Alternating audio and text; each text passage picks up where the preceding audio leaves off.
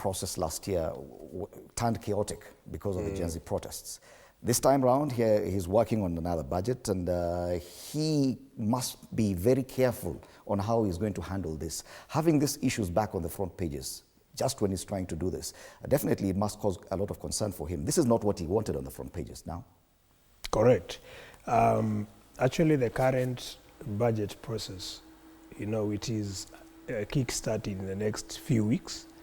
I don't think there will be a new finance bill. Because you see, that is what brought all these issues that were witnessed last year.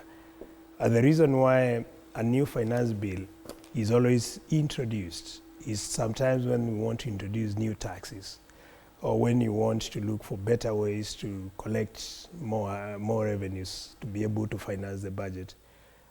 Again, the involvement of citizens in budget process has not been very sufficient, because once citizens are not aware of what's happening, and that outcry that comes with the new taxes, and also, of course, let's not ignore the aspect of incitements. There are people who incite the citizens, telling them, this is happening, some could be propaganda, some are not very true. But in this particular year, I think every Kenyan wants to see calm. We don't want to witness a situation of people protesting, souls being lost, and all that is left, like no one is talking about it. The silence that seems to set in when it comes to that. Of course, as a member of parliament, I would speak without any fear of contradiction and with the certainty that there is no new finance bill that has been brought to the House as of today. Mm-hmm.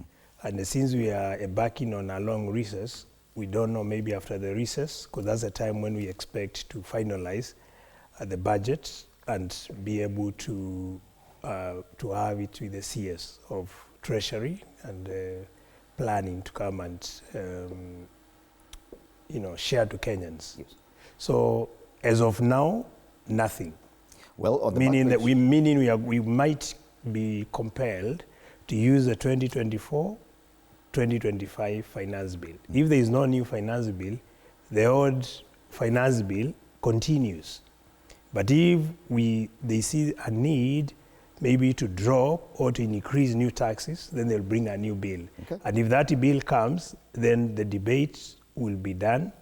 And of course, this time around, I think Kenyans, the public participation will be enhanced to create more awareness so that we don't have a situation of anxiety and also not allowing propaganda. Yet we understand the budget-making process began last year. I don't know if you get the feeling that probably this administration this time round is a bit more cautious in the handling. Yesterday there was a cabinet meeting.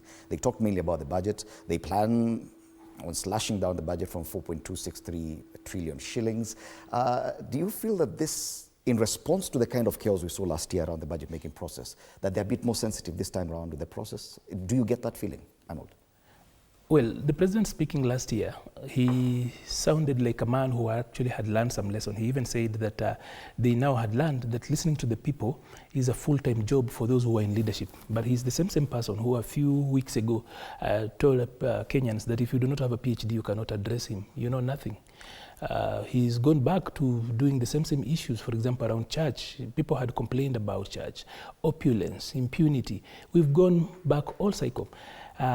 A good politician does not waste a crisis. And what Kenya Kwanza has done or did during the Gen Z protest is that they did not waste the crisis. The president moved forward to deal with his internal problems using that crisis, and he did not address any of the issues that those young people were raising, for example. What Mheshimiwa here has actually not told you is that the finance bill last year was eventually passed in phases. Mm-hmm. The same issues actually went around. Today, of course, they are doing a good PR project. An influence operation is actually underway, even as we speak now. If you have to check online, they already have done graphics. Yesterday, they had one of the longest cabinet meetings. Ordinarily, it's normally shorter. Yesterday, it was too long because, of course, part and parcel of what was being considered was the new finance bill. So already, cabinet has actually approved that. So I know it's coming back to the House. The people who actually need to be very sensitive, it's not even the executive party, it should be parliament. Last time parliament was, Parliament is the people's house. People were going to their own house, by the way. As in, that is where representation proper is. That's why in Kiswahili wanaitwa wajumbe. Wametumwa na watu, walete ujumbe na wakipata majibu warudishe pale mashinani. So, Parliament, people felt Parliament was not listening to them, because when eventually you are going to look at Parliament, you look at Parliament, and I've always said that if you look at a Parliament of any country, it's like the country's NDC, as in the National Delegates Conference. That is where you see the face of the country. That's where the country sits. It's the village square of the country. So people expect their voice to be heard there. People expect that particular sitting to be very sensitive, but Parliament did not. If there is anything that really needs to work, is that Parliament, this time round, Parliament needs to be sensitive. The executive, of course, is playing around with a little bit of PR gimmicks here, saying that we have slashed down on this and that. It wasn't just about the numbers. It was also about how spending is being done. So I do not think that this administration and this government has actually learned. I hope that Parliament, because you see, the truth, if we were to make this thing simple, Parliament was being beaten for a mistake that wasn't their own. As much as Parliament is a budget-making body, the policy proposals and everything else come from the executive.